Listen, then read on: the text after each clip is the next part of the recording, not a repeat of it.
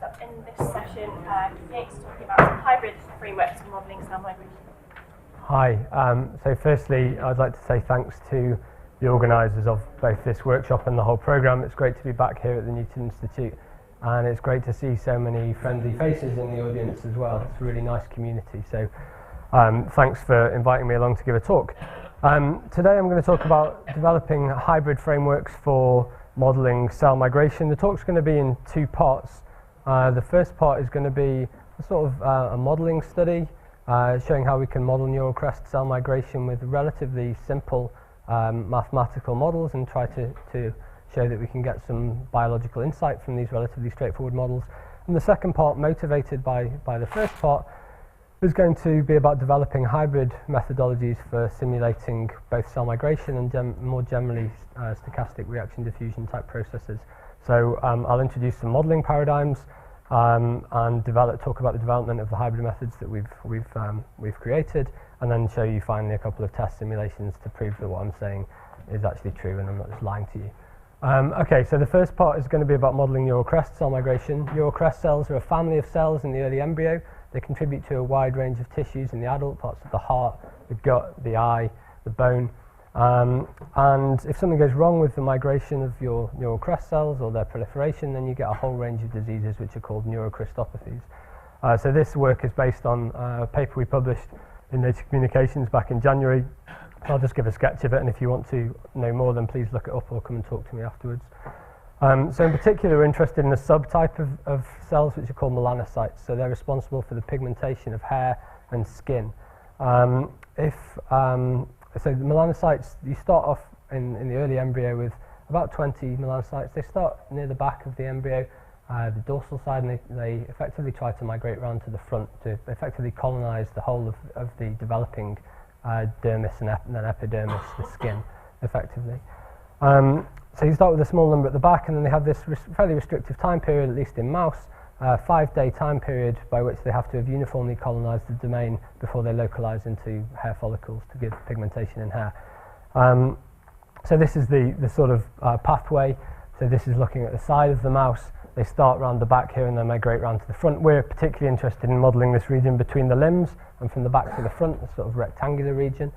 And this is a sort of cross-sectional view.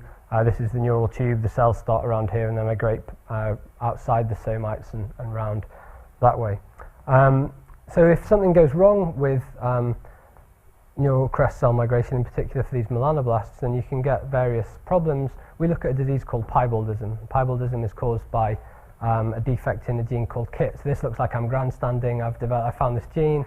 It's not true. It wasn't me. It's purely coincidence that I work on this gene. But if you have a mutation in the KIT gene, then you tend to get these white belly spots and white forehead spots. So you can see here in the mouse and also in the human here. And this is effectively caused by melanocytes not getting to these regions of the domain of the embryo and not being able to cause pigmentation in those regions. So you occasionally see in wild type animals as well, so animals without this mutation, you occasionally see these white belly spots. So it's the first hint that this is not a deterministic process. It doesn't happen the same time, same way every single time. Okay. So other patterning phenomena that we're interested in are these stripe type patterns that you can see on this mouse here. So when you can do experiments. I'm not an expert on this, but you can do experiments which are called chimeras. And effectively, my understanding is you get two embryos. One of them has pigment cells which produce black pigment. One of them has pigment cells which don't produce any pigment. And then you mash them together effectively. And that's not a technical term, but that's what you do with these embryos. You put them together at a very early stage. And then half of the progenitor cells that you have, the initial cells, the melanocytes, that you have at the start produce black pigment and half produce white pigment. And so back in the 60s, people were reporting these stripy type mice. You maybe can't see it so well, but here's a sort of black stripe going from the back to the front. Here's another black stripe, here's a white stripe, here's a white stripe. So you're seeing these bands of colour extending from the back to the front, and people were taking this as evidence of directed migration of these melanocytes, saying, well, in order to do this, they must be migrating from back to front in a directed manner, dropping off their progeny as they go, and carrying on and forming these stripes. So we wanted to investigate this. In particular, we wanted to investigate this because there are other experiments which which sort of contradict this idea. So if you take a single melanoblast and you mark it and you mark all its progeny, then you can actually track the clone of these cells. And what you see is actually, if this is the back and the front, you see these very dispersed, diffused patterns. You don't see any migration of tight stripe-type patterns that you might expect to see. So we're interested to try and reconcile these two seemingly contradictory ideas. So I have an experimental collaborator up in Edinburgh, a guy called Richard Mort, and he's done a lot of experiments on this. He does what I think of as ex vivo experiments, so he resects an area of skin in a relevant region, puts it under a microscope, does something really clever to maintain physiological conditions, and then he can track the cells and he can give us all sorts of data about what these cells are doing. So in particular we have information about how the cells are moving, so they diffuse.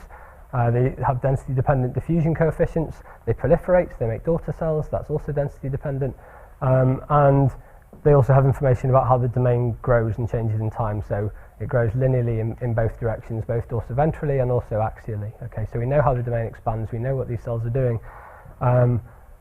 And he has a number of biological hypotheses, so in particular he thinks that colonization can be explained by relatively simple rules, so diffusion, proliferation, and domain growth.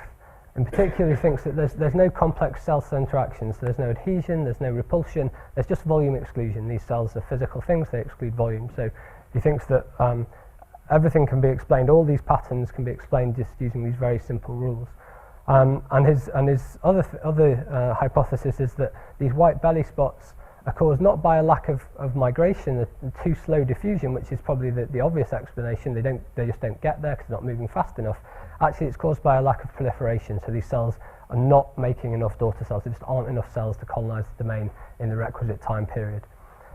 So we wanted to try and investigate this, and this is basically the most simple model you can imagine to write down for this process. It's a volume exclusion process. You take your domain, rectangular domain, you discretize it into a lattice, and you position cells on that lattice according to whatever initial condition our experimental collaborator tells us. So we start with around 21 cells in this domain. So here's the back, here's the front, and then vertical represents the distance between the limbs.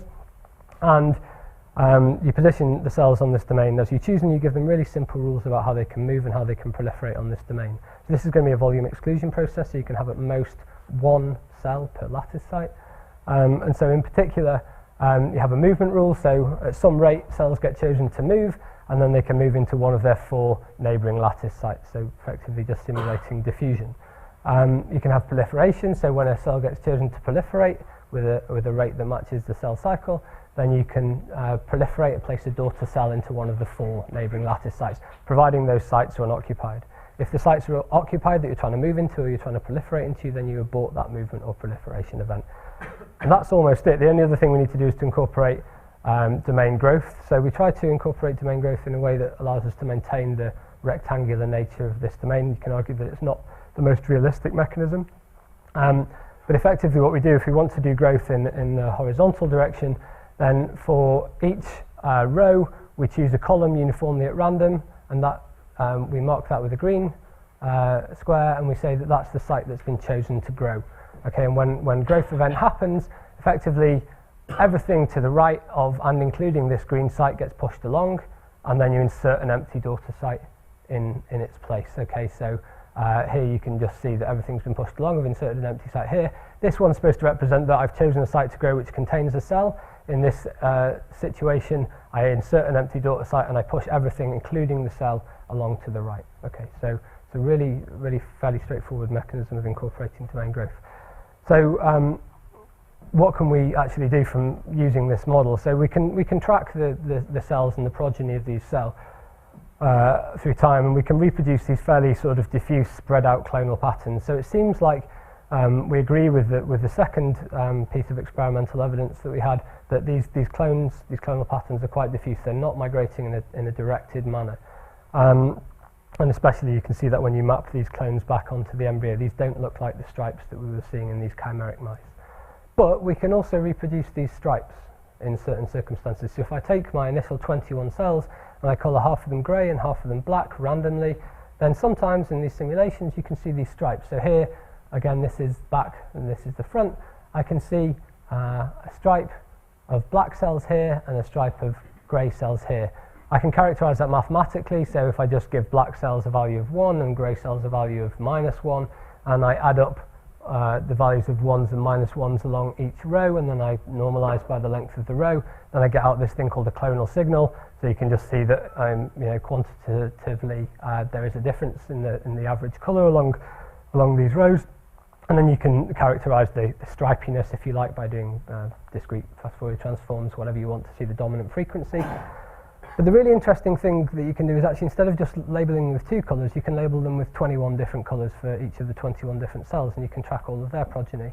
And what you see is that this black stripe up here is not made of a single progeny. It's actually made of the coalescence of like clones that were coloured black or grey randomly. They just happen to coalesce. Okay, so this black stripe is actually made up of some orange and some pink and some purple and some lilac. And this grey one is made up of some cyan and some yellow and some dark blue. So you can see that actually these stripes are not, there is no evidence of directed migration of these cells. It's purely coalescence of like clones which gives you this. And actually it sort of unearthed a publication bias in these chimeric mice, because people were only publishing the mice that were interesting, the mice which had these stripes. They weren't publishing the boring grey mice, because that's not a particularly interesting phenotype for them to publish back in the 60s. Okay. The other thing we wanted to do was to look at the effect of diffusion versus proliferation on whether you get these white belly spots in the mice. So what you're seeing here is 4 different repeats. Now you're seeing not just back to front, but you're seeing back to front to back, so you can actually visualize these belly spots. And you're seeing 4 repeats for each of a number of different cell cycle times. So wild type, the minimum cell cycle time is 8 hours, and you see that we get good colonization of the domain in each one of the repeats. But as you increase the cell cycle time, the minimum cell cycle time, then you start to see these areas where you have no pigmentation cells, and you start to replicate these belly spots. Interestingly, you also start to see these back spots as well, and actually this is something which you see in these mice as well that have the KIT mutant. You see these back spots as well as belly spots. Interestingly, when we change the diffusion coefficient by an order of magnitude, you don't see these belly spots occurring in the wild type. So it hints that at least in the model, the colonization or not is far more sensitive to the proliferation rate, which our experimental collaborators predicted, than the diffusion rate. Okay. So if you want to read more about this, then you can see it in this paper. The point of the first bit of this talk is just to show that relatively straightforward, simple model that I can explain to you in 3 slides, and now you know the whole model, can explain potentially some interesting biology. The problem we have with this is we're simulating in mice. So if we want to simulate, rather than Vitruvian mouse, we want to simulate Vitruvian man, we're going to have to scale up our simulations quite significantly, because mice are a lot smaller than humans, even at early embryonic stage. So we're going to need to make these simulations more efficient. Okay, and this is where sort of the motivation for the second part of the talk comes in. Yeah. Sorry, I didn't quite follow. So when you coloured the 2 cell types, you got these stripes. Yeah. What was it? You said you coloured at random. Yeah. So first we driving the stripe formation. Sorry. What is it driving? It's purely the random coalescence of these light-coloured clones. So when you colour them all different colours, you see that actually the whole region is made up of different progeny of different initiating cells. But when you colour them randomly black and white, sometimes you see these stripes. A lot of the time you don't see these stripes, though, because you don't colour the right cells. So you don't get areas of black coalescing and areas of grey coalescing. So it's an effect of the way that you colour them. And that was the idea, that these people were only publishing the mice which were interesting, and not the ones where you just saw this grey coat pattern across the whole case. Yeah. What's the probability of getting a mouse with a stripe? That's a good question, and something which you haven't really investigated. Yeah, I guess we could do it we could just randomly. To a certain extent, it depends on having lots of similarly coloured cells next to each other initially, because they tend to stay in the same vertical position. So you could probably work it out fairly easily, but it's quite low, in fact. Yeah, it's not a 50-50 type thing. Yeah. Okay. So in the second part of the talk, in the last 25 minutes, I want to talk about some methods that we've developed for hybridizing different types of simulations for diffusion, different types of paradigms for modeling diffusion.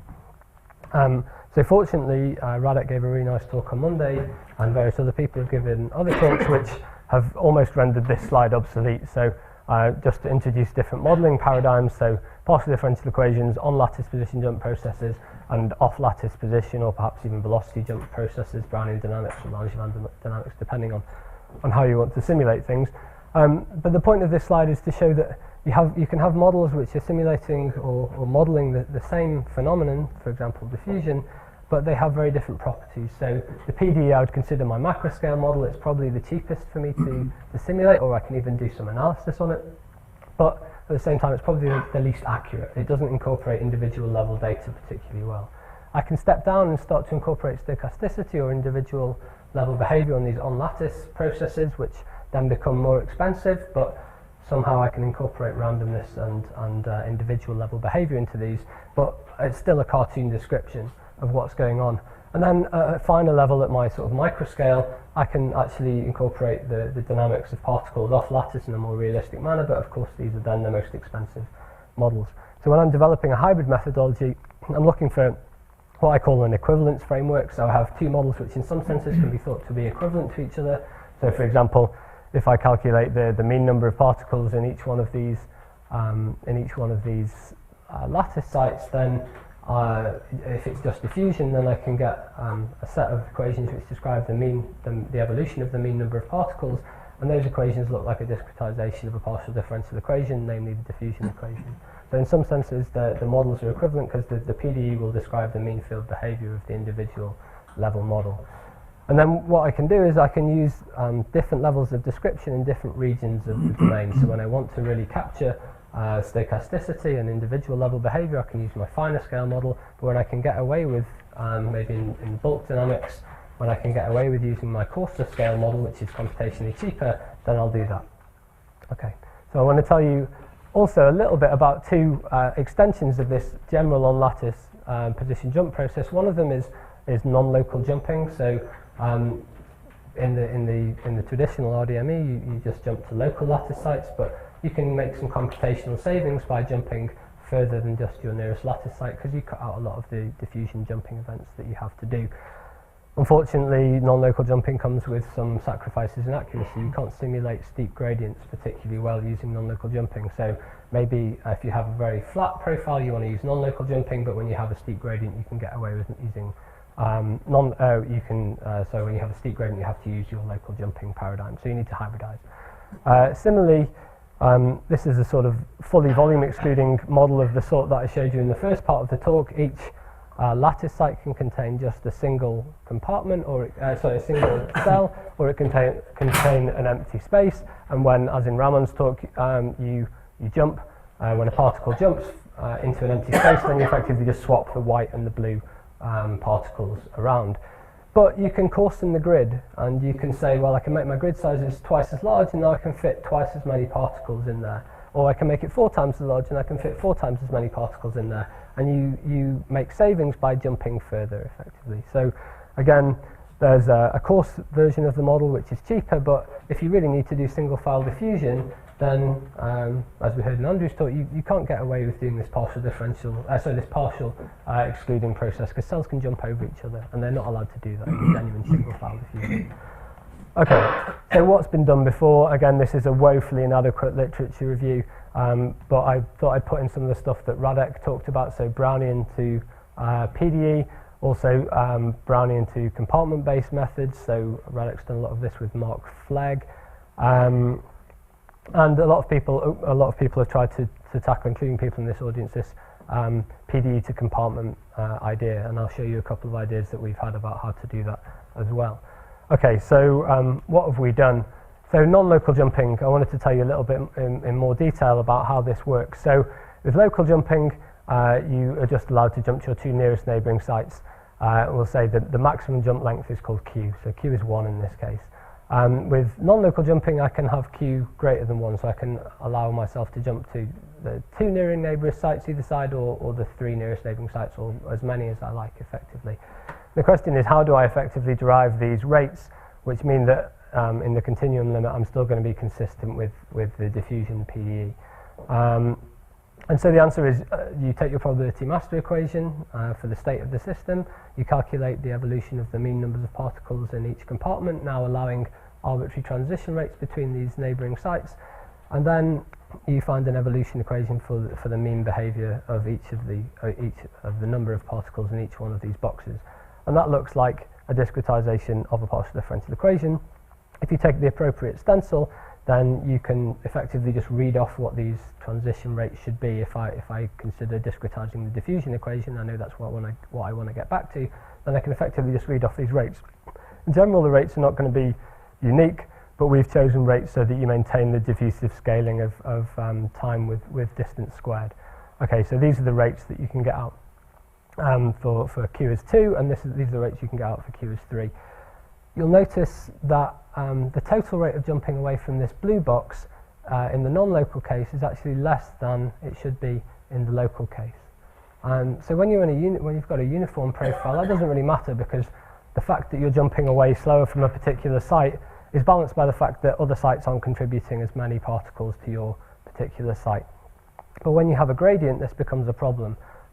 Effectively, cells can't diffuse down a gradient fast enough because they're not jumping away from this central site, the site that has the larger number of particles in fast enough when you're doing non-local jumping. So that's why we have a problem, and that's why we need to do hybridization in this method.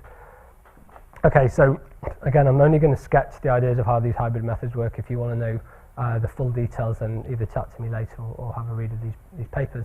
But when we first came up with this non-local jumping method, we ripped off another piece of Radek's work in which he derived some boundary conditions for locally jumping position jump processes, and we decided that we would like to be able to incorporate boundary conditions in these non-local jumping processes. So we came up with rates of jumping which allow you to incorporate flux boundary conditions. So all we do in this hybrid methodology, the left-hand side I'm doing non-local jumping, on the right-hand side I'm doing local jumping. I do, for all the compartments that are away from the boundary, I just do normal non-local jumping. If I'm sufficiently close to the boundary, so here Q is 4, so if I'm within 4 lattice sites of the boundary, then I do normal jumping in this direction, but anything that I try to jump over the boundary just gets reflected by the boundary. And then I incorporate a special hybrid jumping rate which allows me to correctly incorporate the correct flux over this boundary. How do I know what that flux should be? Well, I know the number of particles here, and I know the number of particles here, so I can calculate the expected flux across this boundary. Similarly, on the local jumping side, I can jump right normally, but to incorporate the correct flux, I have to jump across this boundary to the 4 sites, or the Q sites on the left-hand side, again using rates which you can choose to correctly incorporate this flux boundary across this interface.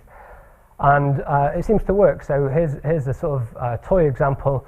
It's a sort of pseudo-morphogen gradient formation example. In the left half of the domain, we're producing particles. Everywhere across the domain, we're degrading particles. And there's also diffusion. So we run this algorithm to steady state. I put non-local jumping everywhere to the left of 1.5 and local jumping to the right, so I can effectively deal with this sharp interface. The blue histograms represent fully non-local jumping, and you can see near this sharp gradient, I'm effectively just not being able to jump particles fast enough away from this local jumping site to actually correctly simulate the flux for this gradient. Whereas if I use the hybrid method where I'm using non-local jumping back here and local jumping here, that's the yellow histograms, you can see in this blow up that they match the red curve, which is the PDE, the diffusion morphogen PDE. You can see they match a lot better. But in the limit, so this histogram distance error is just a measure of how different these two curves are. In the limit, as the box sizes get very small, the diffusion equation should, the non-local jumping should still converge to the diffusion equation. And we can see that the error is converging as we take the box size smaller and smaller. But if you've got finite sized boxes, then you need to do this sort of hybridization method. Okay. The other one that I want to tell you about on this scale is looking at fully to partially volume excluding. So what I said before is you can effectively coarsen the size of your boxes and fit more particles in those boxes. And you can do jumping in the usual way with the same diffusion rates from that you usually would, so d over h squared, where h is the size of this big box, from here to here. But you have to incorporate a blocking probability to account for the fact that there's excluded volume. So how should that blocking probability be chosen? Well, we need to have, when the box is empty, the blocking probability should be 0, should be allowed to jump in whatever. If the box is full, then the blocking probability should be 1, you shouldn't be allowed to jump in. And the only other criterion that we want to satisfy is that in the mean field, we recapitulate the same mean field behavior as we would do in the fully volume excluding method. And so when you put those three constraints in, you find that the blocking probability, as you might reasonably expect, is just a linear function of the occupancy of the box you're trying to jump into. So it's literally just the number of particles in that box divided by the capacity of that box, as you might reasonably just guess at in the first place. But we showed that this is the correct thing to do. Okay, so you can show that the mean behavior matches, and these aggregated boxes between the fully and partially excluding case, you can show that the variance behavior matches as well. We didn't go any further than that because things start to get complicated. So in some senses, these models can be thought of as equivalent, but as we were hearing in Andrew's talk yesterday, you don't necessarily recapitulate the correct dynamics of if you actually track a particle of what's happening in the fully volume excluding case. For example, if I had a set of A particles over here and a set of B over here in the fully volume excluding process, they shouldn't be allowed to go past each other. They should hit each other. Okay, but in the partially excluding case, they can jump into the same box and then they can jump past each other. So this is motivation for why you might want to maybe have partially excluding on either side of this domain and then have a fully excluding region in the middle where these particles shouldn't be allowed to pass. And that could be moved around dynamically. Okay, so to do this, we've come up with a couple of methods. I'm just going to talk about one here. Effectively, we have this hybrid box. So on the left-hand side, we have partially excluding. On the right-hand side, we have fully excluding. And in here, we have a hybrid box where you do both, effectively. So particles still jump around locally according to fully volume excluding rules in here. But at the same time, one of these particles that's in here can be chosen to jump into the fully excluding case, into the fully excluding box with the appropriate rate. Similarly, a particle can jump from here into this hybrid box with the appropriate blocking probability, depending on how many particles there are already in there, and it's placed uniformly in one of the empty sites in there. And this turns out to work quite nicely. We also have another method which works on a Voronoi decomposition of this domain, slightly more complicated, but it is faster. So again, I'll just show you an example of how this works. So I've got 4 different simulation methods here. This is the example I was talking about before. I have some A particles on the left-hand side of the domain, some B on the right, and I'm just letting them diffuse, these single file diffusion. So the dark blue here, or purple, is the fully volume excluding method. That's our ground truth, if you like. And then the green and the yellow are our hybrid methods. And you can see that across space for both A and B, these match up quite nicely. Whereas if you use partially excluding for the whole domain, where particles can cross over each other, that's the light blue, you get the wrong distribution of particles, as you might expect. Okay, so hybridization is going to be important in certain circumstances, but not always. Okay.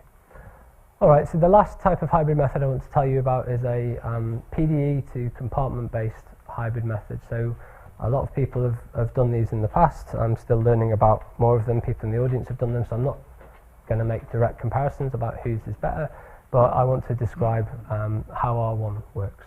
So on the left-hand side of this interface at 0, you have partial differential equation. Let's assume that this reaction component is 0, so we've just got diffusion for starters, although you can incorporate reactions into this. On the right-hand side, you've got compartments. So the compartments are of size H. They're labelled C1 to CK with A1 to AK particles in those boxes, respectively.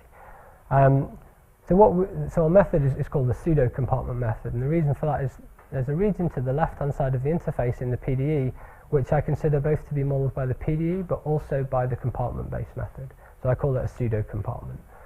So I can calculate a number of pseudo-particles in this pseudo-compartment by just integrating over the size of the PDE in that region and calculating how much mass there is in there. And then I let these pseudo-particles jump across the interface in exactly the same way that I would if it was just a normal compartment, so with the same rates, d over h squared, for each of these particles to jump. And similarly, when I allow a particle, if a particle tries to jump left over the interface, then I let it jump. I implement a zero flux boundary condition on the PDE, so I ensure that effectively the only way that mass can get over this interface is through one simulation methodology, through this jumping of particles. So it's an appropriate method. It means that I'm not trying to match fluxes or mass. I'm literally just making sure the flux is appropriate by simulating it using a single regime effectively. So what do I do to the PDE when a particle jumps in or out? There are two answers to this. There's an easy answer and a complicated answer. The easy answer, which works when you have high concentrations in the PDE regime, is you effectively just remove a step function's worth of mass uniformly from across this pseudo compartment in the PDE when you remove a particle, and when you add one in, you just add in a uniform amount of mass, which equates to one particle across that pseudo compartment. It introduces a small discontinuity in the PDE, but because it's diffusion, that smooths out nice and quickly. The other answer is when you have low particle numbers, you have to do something more complicated. So you might have so few particles in this region that actually you don't have enough PDE mass to remove a whole particle, even though the jump process is telling you that you should be able to remove a particle. So what you have to do instead is assume that instead of concentration, this PDE represents a scaled probability density function for identically initialized particles. So that actually when you remove a particle from the pseudo compartment, you can remove mass from the whole of the PDE regime. It's actually very similar to a method that Radek came up with for doing PDE to Brownian dynamics. And you also have to account for the fact that particles can't jump over the interface during a PDE update step. So you have to have a source and a sink term in this region as well. Okay, I'm not going to go into the details, but I'll show you some simulations to show the instances when this works and when this doesn't work. The other thing to say is you probably shouldn't be using the PDE in the regime where you have low particle numbers anyway, because the point is that you're using the PDE to give you computational savings in comparison to the individual base model. So you really only want to be using it when you have large numbers of particles, which would be high simulation cost, and you can get away with using the PDE in the bulk region, but perhaps not where you have low concentrations. But this second algorithm I described does work for low concentrations as well. Okay, so just to finish with a few tests to show you that this works. So one thing that I get my students to do when they say I'd like to build a hybrid algorithm with you is to see if they can replicate a uniform profile. It seems like the most basic thing you should be able to do, right? But often it doesn't work. You often see these big disparities if you use naive coupling arguments. So can we do that? Yeah, so we can, hopefully. So here you're seeing the red is the analytical solution of the partial differential equation, which describes the mean behavior of these particles. The blue curve there is the PDE part of the hybrid method, and the blue histograms are the number of particles in each compartment.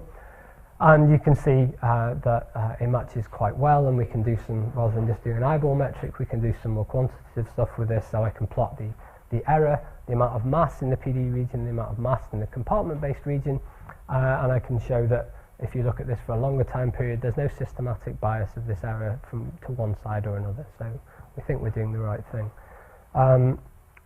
The other thing we wanted to test is flux. Can this method deal appropriately with flux?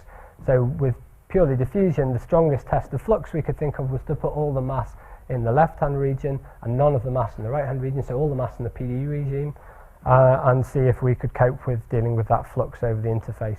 And it turns out that you can. Again, the PDE is in blue and the compartments are in the blue histograms, and you can see that the ensemble average over this is 500 repeats, matches the analytical solution for the mean field model quite nicely. Yeah. The scale on the left is the number of particles in the discrete? It's the concentration of particles. What correspond to particle numbers in your frequency?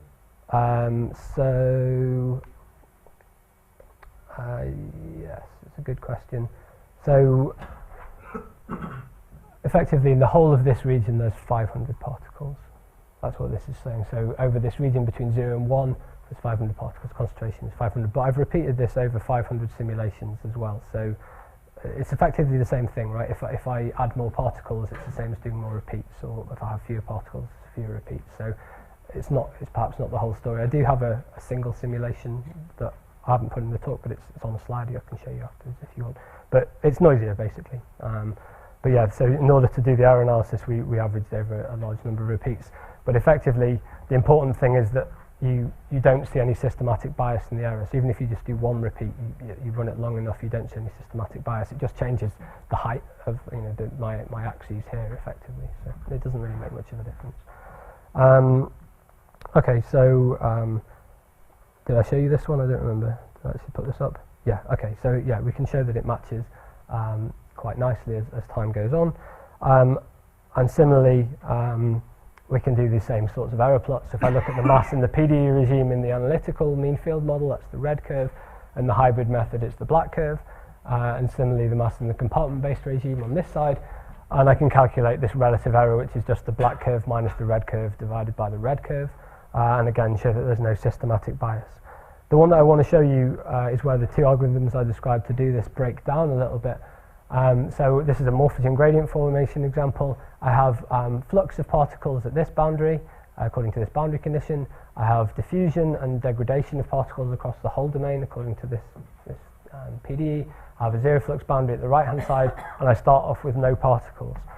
So what you see is that we're using this compartment method to do this hybrid compartment method to do diffusion in the case where and we have low numbers of particles at the interface. So I've not stopped at a particularly good point, but what you see is that we're overestimating the amount of mass in the hybrid method in comparison to what it should be in the mean field, and the reason for that is that we have low enough concentrations at the interface that we can't jump particles across enough. It's that problem that I described, that you would like to jump a particle across, you're being told to, but you can't do, because if you removed mass from that pseudo compartment, you would be making the PDE negative, which is unphysical and causes all sorts of problems for your numerical algorithm. Okay, so I can run it, and it looks like it almost corrects itself, but actually it's always slightly overestimating the amount of mass in the PDE regime, and you can see this in the error plots specifically. You can see it down here, where you can see that we're massively underestimating the mass in the compartment-based regime, and you can see that quite clearly in the error plots here. If you do the revised version of the algorithm, the second algorithm, then you can correct for this. So now instead, I don't have a problem with moving mass across this interface, because I'm not just removing it from the pseudo compartment regime, I'm moving it from the whole PDE regime. All right. So just to summarize, I started off by showing that you can get some interesting biological insights using a relatively simple model. I'm not proposing that that model that I postulated is doing what the cells are doing. The cells are not moving on a lattice, but it is capturing some of the important biology that's going on. It's capturing volume exclusion, it's capturing diffusion, it's capturing proliferation and their density dependent components. So I think there's room for using simple models to gain biological insight. I also think that at some point those models are going to get very complicated and you're going to need to try and speed them up. So that's what I've been trying to do in the second half of the talk, is to develop these equivalence frameworks, which then I can use to hybridize two models together. So I showed you local to non-local jumping, fully versus partially excluding, and then laterally PD versus on lattice position jump models. And we have another way to do this, and potentially a third with I've been developing with Costas at the moment. So if you do want to hear any more about any of those for your particular examples, come and speak to me. And the point is that we can try and then farm and use the complementary advantages of these different simulation techniques. So just to finish, I want to acknowledge the people who've done the majority of the work for this. So my students Robert and Paul, so that's Robert there, that's Paul, this is the Oxford faction of my group. Jonathan and Cameron in Bath, and also my collaborators, so in particular Ruth, who's chairing, Richard, my experimental collaborator, and Matt and Mark, who are over in Australia. And thank you very much for listening.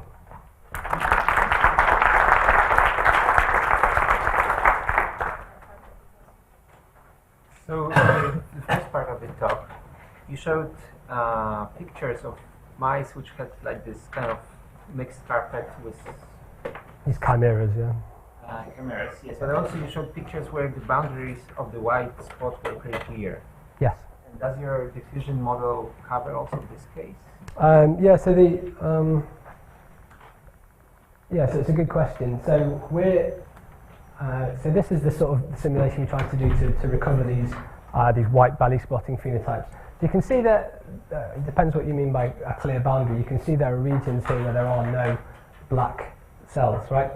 The caveat to this is that after this 5-day process happens, the cells then localize into hair follicles. So there's going to be some rounding up, some sort of tidying up of the positions of these cells because they localize into effectively a hexagonal sort of grid of these hair follicles. So there's going to be a slight movement of these cells after that, but these are supposed to represent what these pigmentations look like. So it depends.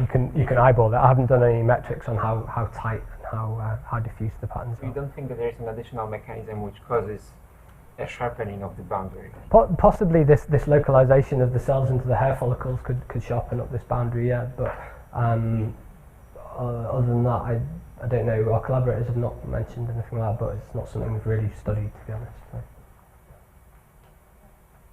What do you do with these hybrid metals if you have at the same time very low concentration and very high concentration? Yeah, so something we're interested in investigating is things like Turing patterning. So if you have peaks of you mean of different species or different? For example, you have calcium concentration which is very low, and you have sodium and potassium which is very high. Yeah. You model this kind of at the same time.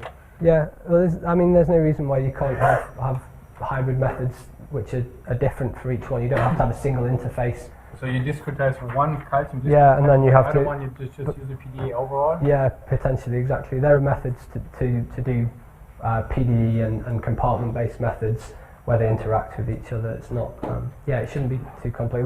We've not done that, but I don't think it should be too complicated an extension to do that. Yeah, effectively, you just use the PDE where it's appropriate for that species, and use the compartment-based method where it's appropriate for that species, and allow them to interface between the different species. Yeah. The pseudo compartment, it felt like you used it until you couldn't because of the necessity to have the jump, and then you went to the whole system. So would it be easy enough to do some sort of adaptive pseudo compartment where you try to localize it? Yeah, absolutely. Yeah, so this interface can move, and we haven't published that yet, but yeah, we've come up with an algorithm to do that. So yeah, certainly, I would argue that it was inappropriate for us to use the the compartment-based method. So the PDE for very low concentrations, we should have been using compartment-based method for the whole region when we started that morphogen gradient simulation off, and have it move adaptively as the concentration increased. Of course, that introduces another parameter which you have to set, determining where you want to put the interface. Well, that's the location of the interface between the PDE and the compartment. But I'm thinking about the pseudo compartment of the size. Oh yeah, you can make it into multiple pseudo compartments. Certainly, you can have a larger overlap region, and actually we do that to help control the variance in the individual base model. Yeah, you can definitely do that. So you showed a lot of figures which showed that the mean was recaptured correctly, but Sure. what about the fluctuations? I mean, you take half the domain and you change it from a stochastic model to a PDE model. Absolutely, yeah, you're right. Like obviously the fluctuations in the PDE change because there shouldn't be any in the PDE, and there are, and consequently you do change the fluctuations in the individual base model. You can mitigate that by having a larger overlap region, effectively using more pseudo compartments, so you can effectively change the scale of that damping down. But yeah, it does affect the variance to some degree. Although with some of the other hybrid methods, so the fully volume excluding to partially volume excluding, you can show analytically that you recapitulate the variance behaviour in the partially excluding model that you would expect in the fully volume excluding model. So it's not always a problem. Yeah. How do you handle reactions when you do non-local jumping? Oh, interesting. Yeah, so we don't we can do first order reactions, but yeah, this is something we haven't looked at. We'd like to do more complicated reactions. Are you allowed to jump over a particle that you should be reacting with? Yeah, it's a really good question. We haven't tackled it, but yeah, there's all sorts of ways you can imagine doing it. Right, you can have partial reaction propensities and various things like that. But yeah, we haven't tackled that yet. It's a good question.